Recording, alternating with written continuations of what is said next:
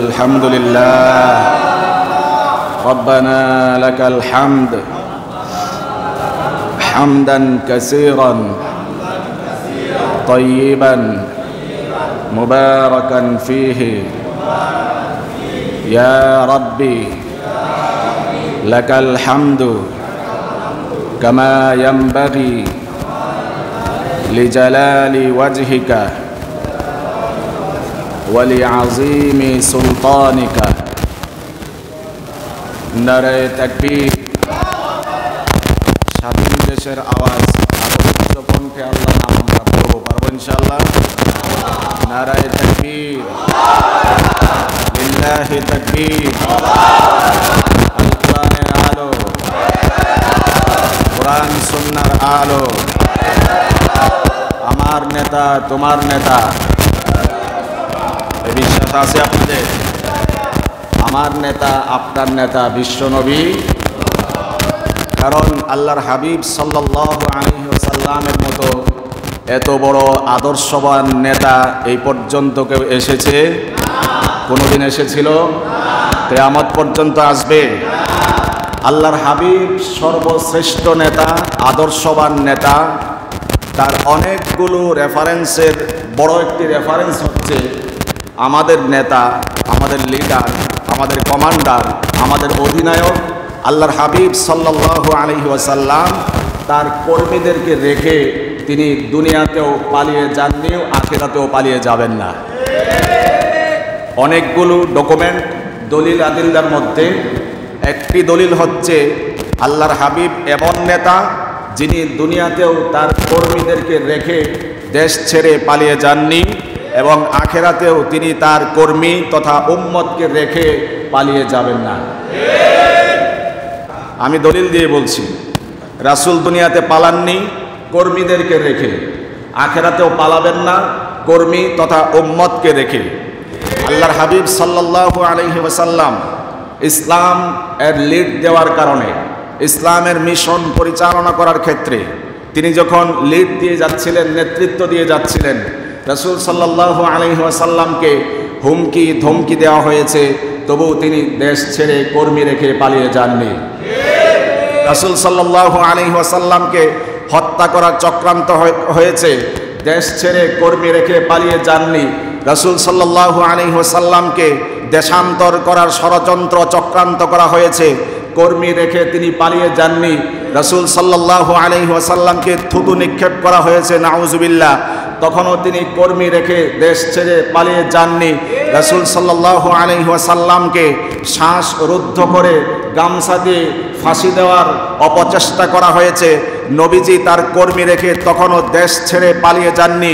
রাসূল সাল্লাল্লাহু আলাইহি ওয়াসাল্লাম সেজদায় অবনত আছেন, রাসূল সাল্লাল্লাহু আলাইহি ওয়াসাল্লামের ঘাড়ের উপর উটের নাড়ি ভুঁড়ি রাখা হলো, এত নির্যাতন সওয়ার পরেও নবীজি দেশ ছেড়ে কর্মী রেখে পালিয়ে যাননি।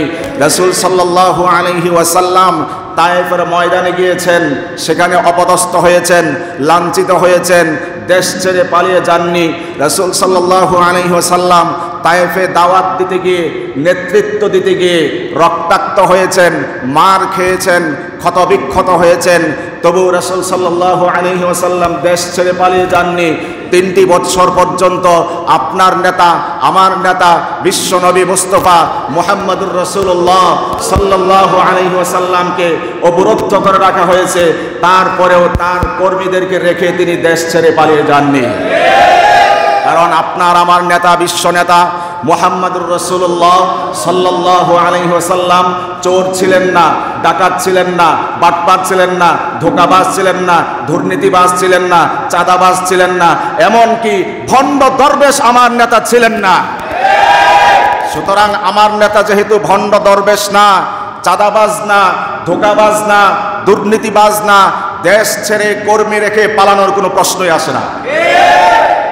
আমরা আজকের সময়ে এমন অনেক ভণ্ড, প্রতারক, ধোঁকাবাজ দরবেশকে দেখতে পাই, যারা লেবাস নিয়ে দরবেশের রূপে মানুষের সামনে আত্মপ্রকাশ করে, যারা নবীর সুন্নাহ দাড়িকে প্রলম্বিত করে এবং সহিহ হাদিসের দাবিদার, নিজেকে স্বঘোষিত স্বীকৃতি দিয়ে তারা আজকে মানুষের সামনে লেবাস নিয়ে দরবেশ সেজে ঘোরাফেরা করে, অথচ সময়ে তারা পালিয়ে যাওয়ার জন্য অপচেষ্টা করে। কত বড় ধুরন্ধর ব্যক্তিত্ব সে, রাসূলের সুন্নাহগুলোকে কত লম্বা করে রেখেছে। এই ভণ্ড এই কথাও বলেছে, যে কোরআন এর মধ্যে ওরকম সমস্যা নাই, তবে কিছু সমস্যা আছে। নাউজুবিল্লাহ বলেন। এই ভণ্ড বলেছে যে হাদিসের মধ্যে সমস্যা রয়েছে, সহিহ হাদিসগুলো আমি মানি, বাকিগুলোর মধ্যে সমস্যা রয়েছে। নাউজুবিল্লাহ বলেন। সে যে দরবেশের ভান ধরেছিল জাতির, সেটা বুঝতে আর বাকি নাই। সে এমনভাবে ক্লিন শেপ করেছে, ধরার বোঝার কোনো উপায় নাই এইটা যে সেই দরবেশ। মনে হয় যেন গালের মধ্যে শিরিষ কাগজ দিয়া অনেকবার বহুবার পর্যন্ত ঘষাঘষি করেছে, এতটাই ক্লিন করেছে যেন বার্নিশ, উন্নত মানের বার্নিশ তার গালের মধ্যে লেপে দেওয়া হয়েছে। এখানে যদি কেউ পাড়া দেয় পিছলে যাওয়ার সম্ভাবনা রয়েছে। এতটা ক্লিন করে সে নিজেকে, ওই যে দাবিদার দরবেশ, দাবিদার সুফি সাহেব, সে আজকে রাসূলের সুন্নাহগুলোকে কর্তৃত করে দেশ ছেড়ে পালানোর জন্য অপচেষ্টা করেছিল। আপনারা সকলেই দেখেছেন। তবে এরা এক সময় আমরা যারা আপনাদেরকে জান্নাতের প্রতি ইনভাইট করি, জাহান্নাম থেকে নিজে বিরত থাকতে আপনাদেরকে বিরত রাখার জন্য আমরা বারবারই আহ্বান করি। আমাদের এই অপরাধে আমাদেরকে তারা তকমা দিয়েছিল ধর্ম ব্যবসায়ী। কথা বলেন না? এরা এক সময় আমাদেরকে ধর্ম ব্যবসায়ী বলতো। আজকে ময়ানের মেম্বার থেকে বলিষ্ঠ কণ্ঠে বলতে চাই, ওলামায়ে কেরাম, কোরআন সুন্নাহর ধারক বাহক যারা, তারা ধর্ম ব্যবসায়ী নয়, বরং যারা নিজেদের স্বার্থ হাসিল করার জন্য দাড়ি রাখে, নিজেদের স্বার্থ হাসিল করার জন্য লেবাস পরিবর্তন করে, সময়ে আবারও স্বার্থ হাসিল হওয়ার পরে নিজের দাড়িগুলো কেটে ফেলে, এরাই প্রকৃতপক্ষে ধর্ম ব্যবসায়ী। কোনো সন্দেহ নাই, এরাই হচ্ছে প্রকৃত অর্থে ধর্ম ব্যবসায়ী। আল্লাহ রাব্বুল আলামিন জাতির সামনে তাদেরকে উন্মোচন করে দিয়েছেন। মুরব্বীরা বলেন, একটা হচ্ছে দরবেশ, যারা আল্লাহ বিল্লাতে লিপ্ত থাকে, আর একটা হচ্ছে ধরে বেশ। এরা প্রকৃত অর্থে দরবেশ না, ধরে বেশ। এরা কি বলেন? এরা ধরে বেশ, মানে এরা দরবেশের ভান করেছিল, প্রকৃত অর্থে এরা দরবেশ না, দুর্নীতিবাজ, লুটতরাজ, চাঁদাবাজ, ধোঁকাবাজ। আল্লাহ রাব্বুল আলামিন জাতির সামনে তাদেরকে ল্যাংটা করে দিয়েছে। আমরা তাদের নিন্দা করছি এই জন্য না, আক্রোশের বশবর্তী হয়ে না, বরং আমরা নিজেরা যেন ইতিহাস থেকে সবক নিতে পারি, আমরা যেন লিড দেওয়ার ক্ষেত্রে, নেতৃত্ব দেওয়ার ক্ষেত্রে নিজেকে পরিশুদ্ধ করতে পারি। এই জন্যই আজকের আলোচনা সমালোচনা।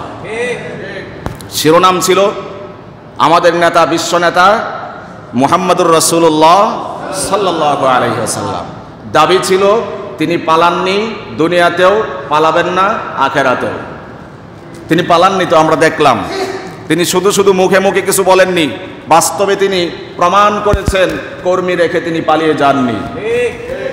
বরং একজন নিষ্ঠাবান নেতা, আদর্শবান নেতার চরিত্র হবে এমন, আগে কর্মীদেরকে তারা হিজরত করাবে, অর্থাৎ কর্মীদের সেফটি তারা আগে দেবে, তারপর নেতার সেফটি।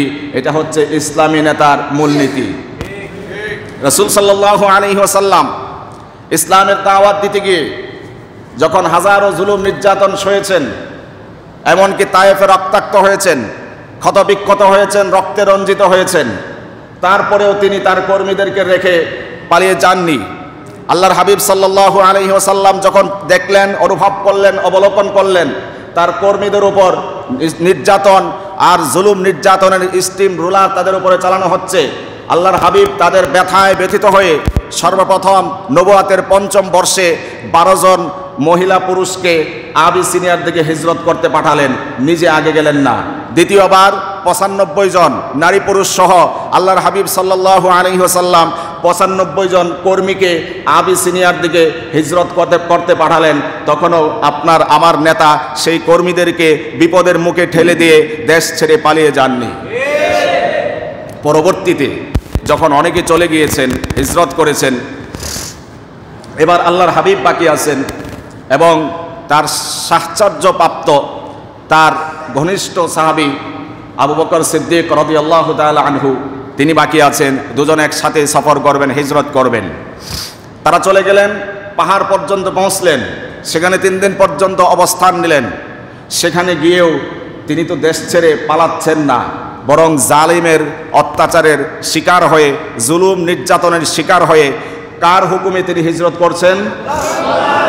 সেদিন আল্লাহর হাবিব সাল্লাল্লাহু আলাইহি ওয়াসাল্লাম অশ্রুসিক্ত হয়েছেন, বর্ডার ক্রস করবেন আর মাতৃভূমির দিকে, স্বজাতির দিকে, নিজের জন্মভূমির দিকে ফিরে ফিরে তাকান আর বলেন, ওয়াল্লাহি ইন্নাকি লাখায়রু আরদিল্লাহ, ও মক্কা, আল্লাহর কসম করে বলছি তুমি তো আল্লাহর কাছে শ্রেষ্ঠ সেরা একটি শহর, আমার কাছেও প্রিয় একটি শহর। যদি তোমার এই জাতি মুশরিক কাফেররা যদি আমাকে তোমার থেকে বিতাড়িত না করত, আমাকে বের করে না দিত, আল্লাহর কসম করে বলছি আমি তোমাকে ছেড়ে যেতাম না। আল্লাহু আকবার। রাসূল পালাচ্ছেন না, তিনি মাতৃভূমির প্রতি শ্রদ্ধা রেখেই, ভক্তি রেখেই, অশ্রুসিক্ত হয়ে, অশ্রু সজল হয়ে সেই বর্ডার ক্রস করবেন আর মক্কার দিকে ফিরে ফিরে তাকান, মক্কার ভূমির দিকে ফিরে ফিরে তাকান আর আফসোস করেন, তোমার গোত্রের মুশরিক কাফির বেদিনরা যদি আমাকে তাড়িয়ে না দিত, আল্লাহর কসম করে বলছি আমি তোমাকে ছেড়ে অন্য কোনো দেশে যেতাম না। সুবহানাল্লাহ বলেন।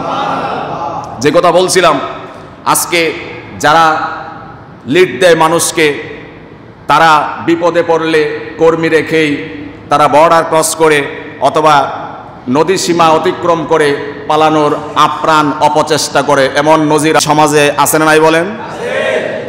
একেবারেই স্পষ্ট। অথচ এদেরকেই এক সময় মানুষ স্লোগান দিত, তোমার নেতা আমার নেতা, অমুক ভাই তমুক ভাই। এরপরে এটিও বলতো, অমুকের চরিত্র ফুলের মতো পবিত্র। এই ধরনের স্লোগান আছে না নাই বলেন?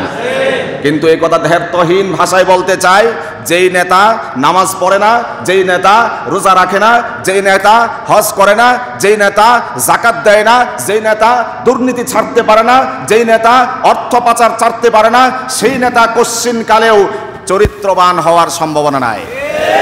সেই মক্কার কাবার সামনে গিয়ে যদি 3 দিন 3 রাত পর্যন্ত জমজমের পানি দিয়ে গোসল পর্যন্ত করে, তারপরেও তার চরিত্র ফুলের মতো পবিত্র হওয়ার বিন্দু পরিমাণ সম্ভাবনা নাই। স্বীকৃতি দিলেই হয় না, তোমার ভাই আমার ভাই, লাগে গেলে আমি নাই, এমনটাই অবস্থা হয়েছে। মুহাম্মাদুর রাসূলুল্লাহ সাল্লাল্লাহু আলাইহি ওয়াসাল্লাম তিনি দুনিয়াতে পালিয়ে যাননি, আখিরাতেও পালিয়ে যাবেন, আখিরাতেও তিনি পালাবেন না। আল্লাহর হাবিব সাল্লাল্লাহু আলাইহি ওয়াসাল্লাম আখিরাতে পালাবেন না, এর বড় একটি এক্সাম্পল হচ্ছে দুনিয়াতে যে পালাননি, এই বিষয়টি তো ক্লিয়ার। রাসূল যে আমাদেরকে ছেড়ে, কর্মী ছেড়ে, উম্মত ছেড়ে, দেশ ছেড়ে পলায়ন করেননি, এই বিষয়টি ক্লিয়ার। এবার আসি আমাদের যৌক্তিক দাবি যেটি ছিল, আমাদের নেতা আখিরাতেও আমাদেরকে ছেড়ে পালাবেন না। আগে সুবহানাল্লাহ। অবস্থা যখন ভয়াবহ হবে, দিনটি যখন বড় দুর্দিনে পরিণত হবে, সময়টি যখন দুর্বিষহ সময়ে পরিণত হবে, সমস্ত উম্মতেরা নবীদের কাছে ছোটাছুটি করবে আর বলবে, আমাদের জন্য আজকে সুপারিশ করুন। বিচার কার্য কি হয় জানি না, আজকে আমাদের জন্য সুপারিশ করুন। আদম নবীর কাছে যাওয়া হবে, জবাব দেবেন আমি এর উপযুক্ত নয়। অন্য নবীর কাছে যাওয়া হবে, তিনিও জবাব দেবেন আমি আজকের দিনে সুপারিশ করার উপযুক্ত নয়। অমুক নবীর কাছে যাও, ছুটে যাবেন অমুক নবীর কাছে, তিনিও জবাব দিবেন আমি আজকে তোমাদের পক্ষে সুপারিশ করার মতো অনুমতি রাখি না, গ্রহণযোগ্যতা রাখি না। এইভাবে একজন একজন নাকচ করতে করতে, নিজের দুর্বলতা স্বীকার করতে করতে অবশেষে বলে দেওয়া হবে, তোমরা যাও সর্বকালের সর্বশ্রেষ্ঠ মহানায়ক মুহাম্মাদুর রাসূলুল্লাহ সাল্লাল্লাহু আলাইহি ওয়াসাল্লামের কাছে। লোকেরা এবার আশা ভরসা নিয়ে, বুক ভরা আশা নিয়ে আপনার আমার নেতা মুহাম্মাদুর রাসূলুল্লাহ সাল্লাল্লাহু আলাইহি ওয়াসাল্লামের কাছে দৌড়ে ছুটে যাবেন। ইয়া রাসূলুল্লাহ, বড় দুঃসময় অতিক্রান্ত করছি। ইয়া হাবিবাল্লাহ, বড় দুর্বিষহ সময় অতিবাহিত করছি, আপনি আমাদেরকে সুপারিশ করে নাজাতের ফয়সালা করুন। যখন উম্মতেরা ছুটে যাবে মুহাম্মাদুর রাসূলুল্লাহ সাল্লাল্লাহু আলাইহি ওয়াসাল্লামের কাছে, যখন ছুটে যাবে, আল্লাহর হাবিব সাথে সাথে সিজদায় লুটিয়ে পড়বেন। আল্লাহু আকবার। নবীজি সিজদায় পড়বেন আর বলবেন, রব্বি হাবলি উম্মতি, রব্বি হাবলি উম্মতি, আয় আল্লাহ, আমার উম্মত আজকের এই দুর্দিনে আমার কাছে নাজাতের জন্য, সুপারিশের জন্য এসেছে। আপনি মেহেরবানি করে আমার উম্মতকে মাফ করে দিন। আল্লাহু আকবার। আল্লাহর বড় দয়া হবে, করুণা হবে, মায়া হবে, ভালোবাসা সৃষ্টি হবে, রহমতের দরিয়ায় জোশ চলে আসবে। ঠিক ওই মুহূর্তে ভালোবাসার পাত্র নবী মুহাম্মদুর রাসূলুল্লাহ সাল্লাল্লাহু আলাইহি ওয়াসাল্লামকে আল্লাহ রাব্বুল আলামিন ইশারা করে বলবেন, ইয়া মুহাম্মদ ইরফা রাসাক।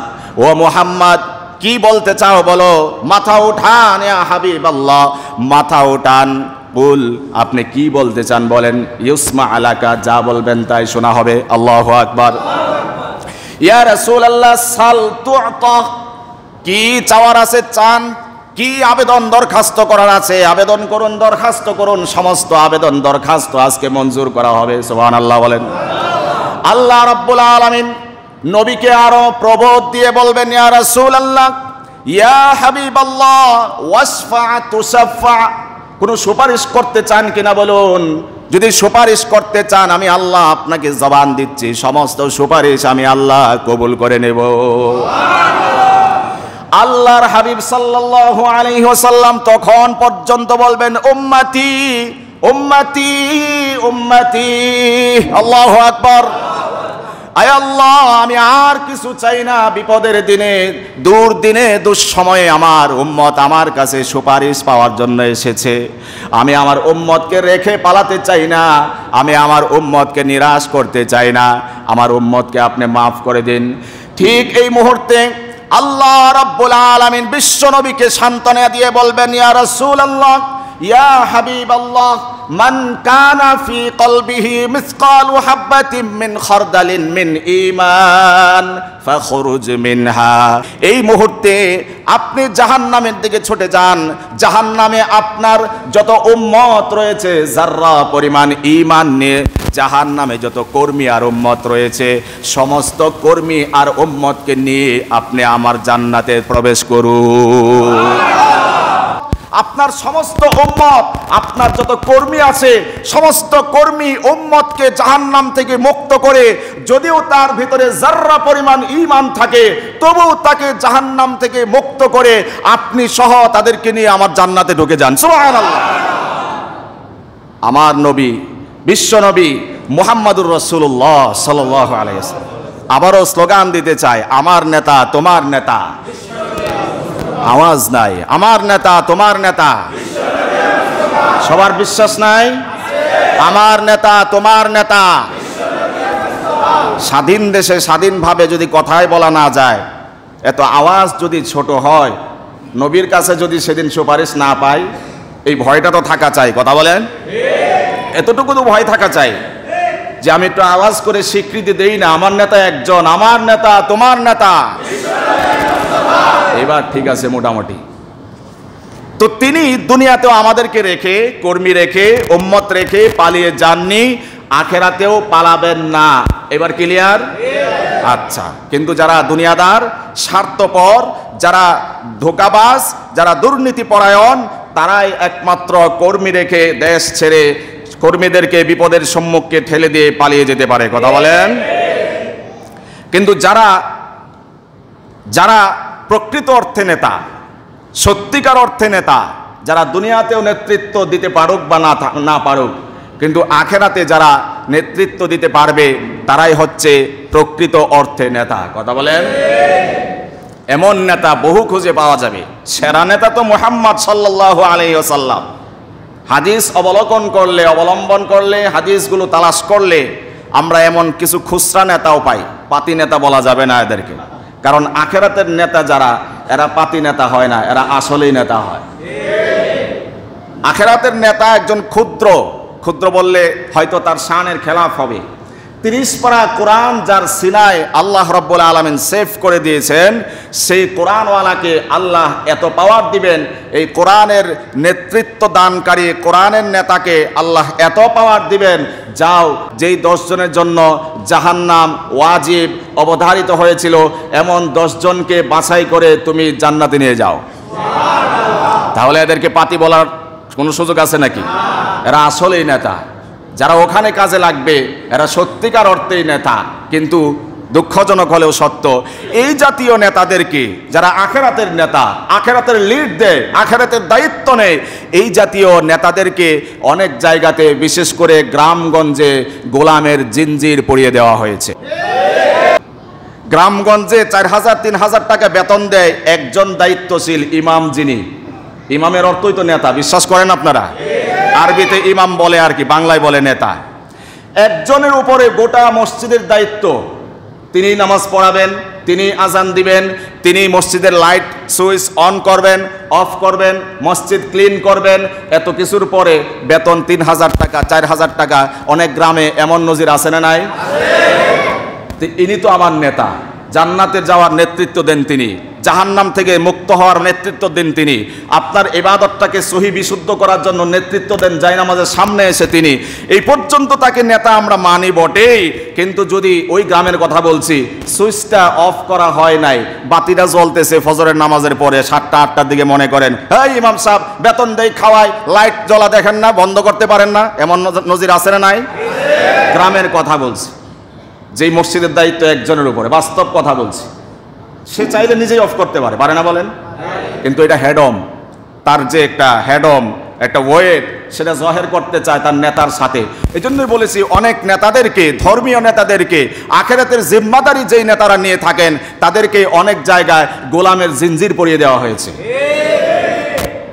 মসজিদটা একটু অপরিষ্কার থাকলে, ওই ইমাম সাহেব মসজিদে হেনে ময়লা দেখেন না, আরে ভাই তুমি ইমাম সাহেবের ধমক দাও, ইমাম সাহেবের নামাজ সহি হলে তো তোমার নামাজ সহি হবে, তুমি কেন ইমাম সাহেবকে ধমক দিতে যাও? সে তোমার নেতা, আখিরাতে যাওয়ার নেতা, জান্নাতে যাওয়ার নেতৃত্ব সে দেয়, জাহান্নাম থেকে মুক্ত রাখার জন্য সে তোমাকে লিড দেয়। সুতরাং তুমি যদি তার বিরুদ্ধে এইভাবে বিষোদ্গার করো, ইমাম সাহেবকে ধমক দিতে পারো, তোমার মতো বেয়াদব মুসল্লি পৃথিবীতে আর একটা হতে পারে না।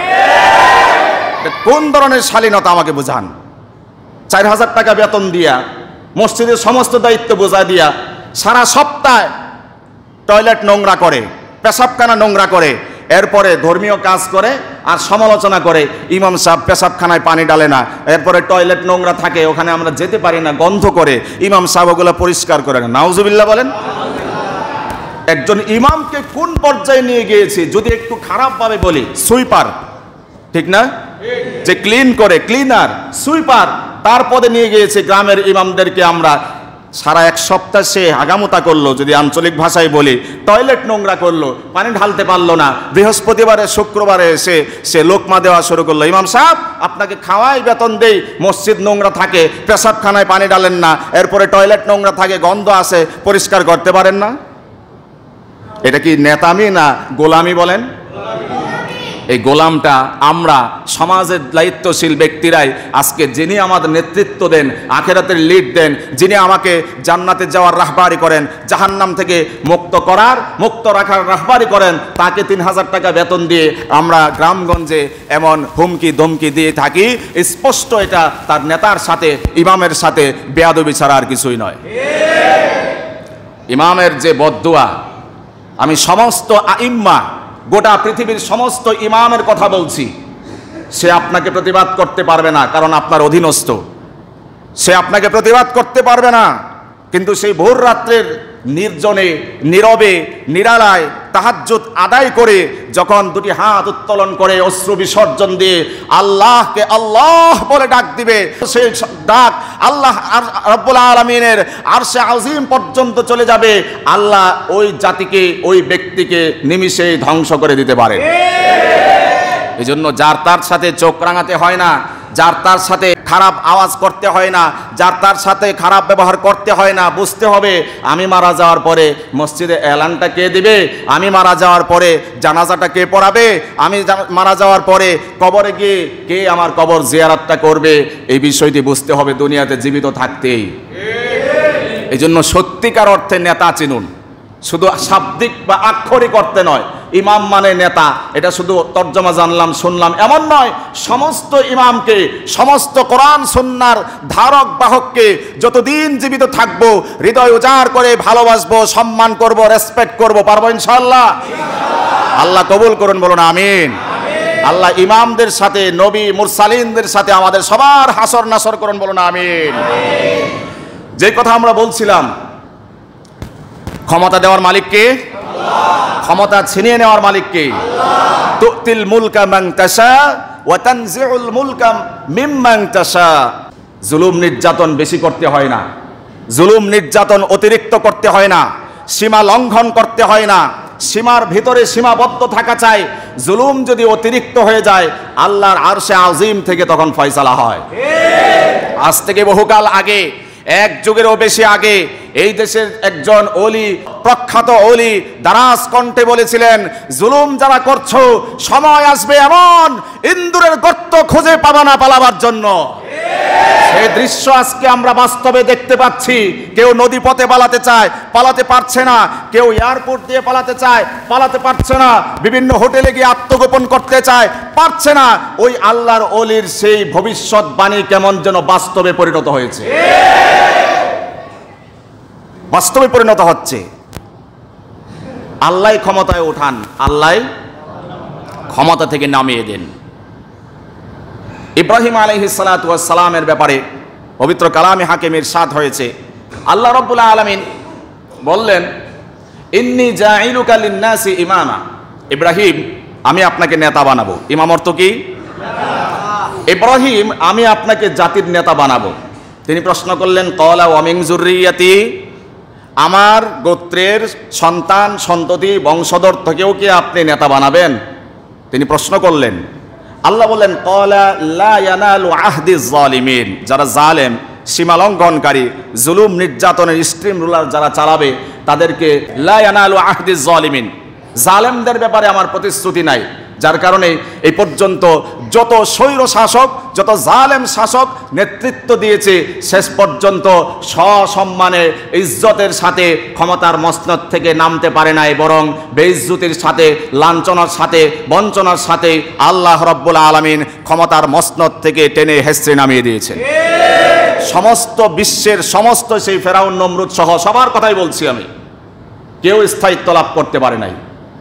এমনকি ফেরাউন যে নীল নকশা অঙ্কিত করেছিল, সে তার নেতৃত্ব দেওয়ার ক্ষেত্রে যে পলিসি নীল নকশা সে সাজিয়েছিল, সূরা কসসের 4 নম্বর আয়াতে আল্লাহ রাব্বুল আলামিন সামান্য আকারে ইঙ্গিত দিয়েছেন। কসস মানেই ঘটনা, কিচ্ছা, কাহিনী, সত্যিকার গল্প, রোমান্টিক গল্প, এমন অনেকগুলো গল্পের সন্নিবেশ সূরাতুল কসসে স্থান পেয়েছে, যার কারণে সূরার নামই হয়েছে সূরা কসস।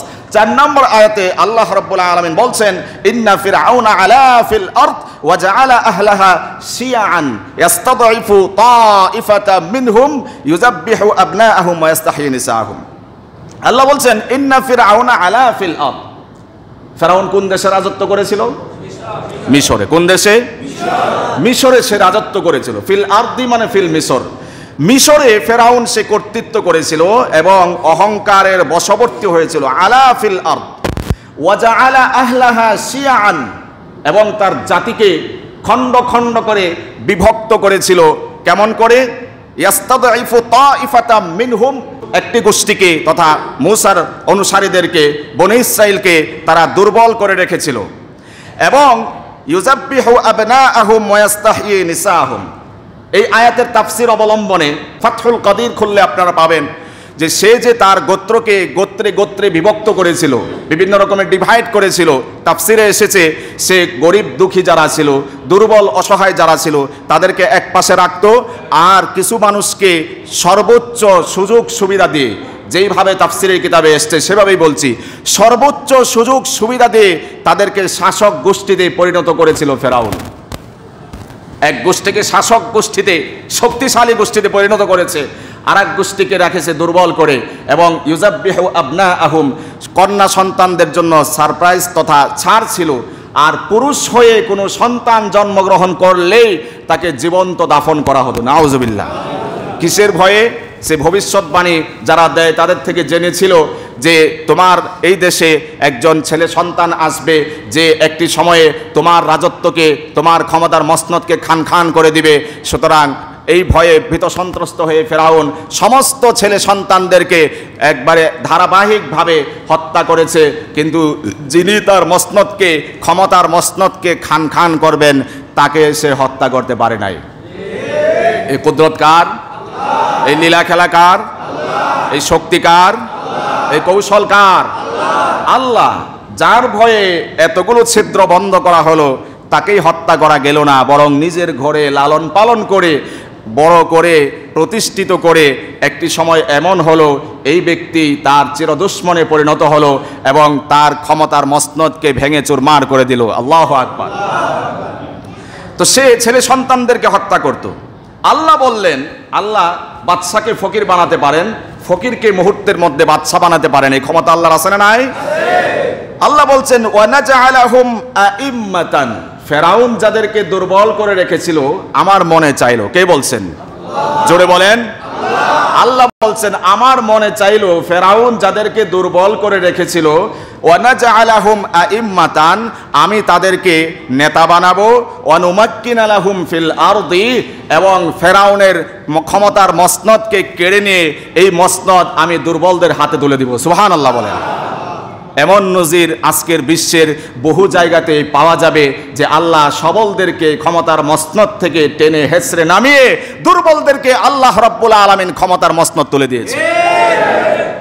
ফেরাউনের ইতিহাস আর বর্তমান জাগতিক ইতিহাস কতটা একদম কাছাকাছি, একেবারেই সেম টু সেম, কোনো পার্থক্য মনে হয় না আমার কাছে। সবলদেরকে আল্লাহ রাব্বুল আলামিন পদস্খলন করলেন, এই ক্ষমতা আল্লাহর আছে না নাই বলুন?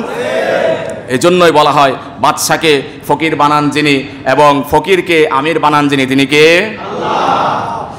কবি আরো বলেছেন, নদীর এপার ভাঙে ওপার গড়ে, এই তো নদীর খেলা, সকাল বেলার ধনী রে তুই ফকির সন্ধ্যা বেলা। কথা বলেন।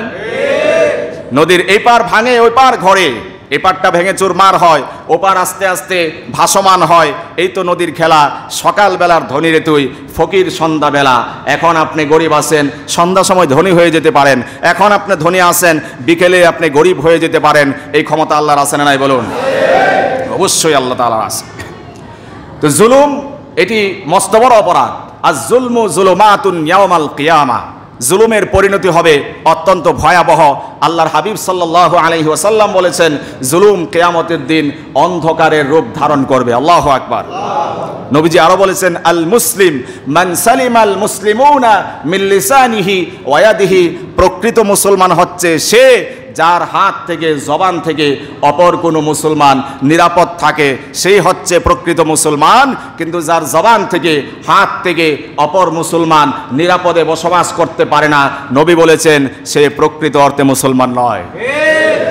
বলছিলাম, জুলুমের সীমা যদি ত্বরান্বিত হয়, জুলুমের সীমা যদি ক্রস করা হয়, আল্লাহ রাব্বুল আলামিন আর সহ্য করেন না। তখন অবশ্যই জালেমদেরকে দুনিয়াতেও লাঞ্ছিত করেন, আখেরাতেও লাঞ্ছিত করেন। 2013 সালের কথা না বললেই নয় প্রাসঙ্গিক হিসাবে।